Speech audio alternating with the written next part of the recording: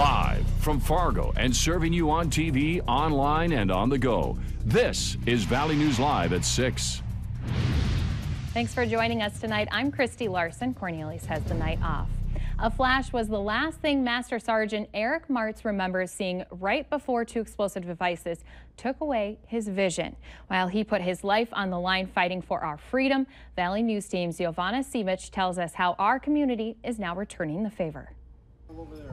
Risking your life to save others is never an easy choice. They've given up so much. Their lives have changed so drastically. Master Sergeant Eric Martz found out how quickly life changes during his service in Iraq. I was in 2 other explosions that had given me a traumatic brain injury, and because of the swelling inside my head, I lost my optic nerves also, rendering myself blind. Seeing what Martz is going through, some caring members of the community are paying him back in a special way. When we were notified that we were going to receive a Homes for Our Troops, especially adaptive home, it was like, imagine winning the lottery. It's going to make such a difference in my life and my wife's life. A home with features like a voice activation system to help Martz get through daily tasks a little bit easier. Every year, Homes for Our Troops builds houses to help veterans rebuild their lives after war.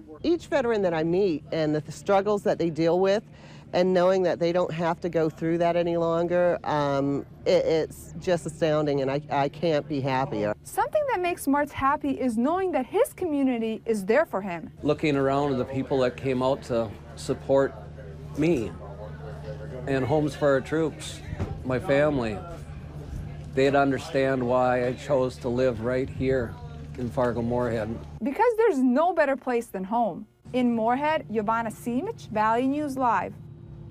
Homes for Our Troops says they hope to finish Mart's home in about 3 months.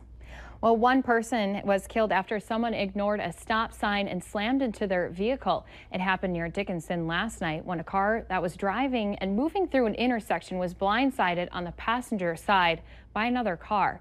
Both of the vehicles went into a ditch alongside of the road.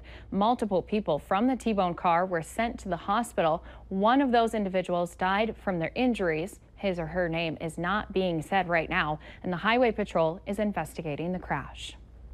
Well, we're receiving reports from multiple viewers that their internet services through CenturyLink are down. There's been no shortage of frustration from customers who've been receiving mixed reports of just what caused the outage. When customers called, they got an automated message saying that the company is working to resolve the issue. Now, we did speak with CenturyLink. They say any problems that should have been going on should have been also fixed. And anyone who's still seeing some of those issues should unplug their modem for about 3 to 5 minutes. Well, we had a beautiful day reaching almost 90 degrees, so let's see what else is in store for us with meteorologist Justin Fanfarelli. And thank you, Christy. Good evening, everybody. Yeah, really nice and warm day out there. Plenty of sunshine, but that wind has picked up as we went through the afternoon hours. Current temperatures of 86 degrees at Fargo and into the Alexandria area, 81 Jamestown Devils Lake, and 82 out toward Bemidji. We could add a couple of degrees to these temperatures for the high temperatures for today. Mainly dry across the area, most of the rain staying well to the north, and Fargo and the Southern Valley were dry yesterday. Most of the rain stayed out just to the west of the Jamestown area here. Yellow is 1 to 2 inches of rain. Orange is 2 or more inches. We also saw a lot of rain yesterday out toward Devil's Lake, Can-Do area, into Grand Forks, and into the Thief River Falls area and points north. And even Lakes Country got in on the action as they got a lot of rain, 1 to 2 inches, just to the south of Fergus Falls. Now, we're going to be dry as we go through the rest of the overnight period and through the day on Sunday. Temperatures falling into the 70s if you have evening plans as that wind does die down, with a low temperature getting into the upper 50s. And we've got a mainly dry and nice and warm week ahead. We'll have that 7-day forecast coming up later in the newscast. All right. Thank you, Justin. Well, one little furry friend caused quite a disturbance for residents in Moorhead earlier this morning. Moorhead Public Service says a squirrel caused a power outage from about 6:30 to 7:30 a.m. Now, thankfully, it only took about an hour to get that power restored. Around 1,800 customers were affected because of that squirrel. A Minneapolis museum is beginning the removal process of a gallows-like sculpture that's been the center of Native American protests. The first piece of wood from the scaffold was removed on Friday in front of about 300 Native Americans who gathered to pray for those taking the sculpture down and on the healing for the community. Scaffold is a two-story sculpture from 2012 by Los Angeles artist Sam Durant that was inspired by the 1862 hanging in Mankato at the end of the U.S.-Dakota War. 38 Native Americans were hung, the largest mass execution in U.S. history, as well as 6 other hangings. Durant says the sculpture was intended to raise awareness about capital punishment and America's violent past, but Natives say it's insensitive. So the negativity is right now is being dismantled piece by piece. We will now gradually be able to let that go. We will not be affected by that negative energy. And then the beginning of healing can start through our belief system. A Native-owned construction company will take the structure down. Well, the Grand Forks police are spreading the word about a class aimed at keeping teen drivers safe.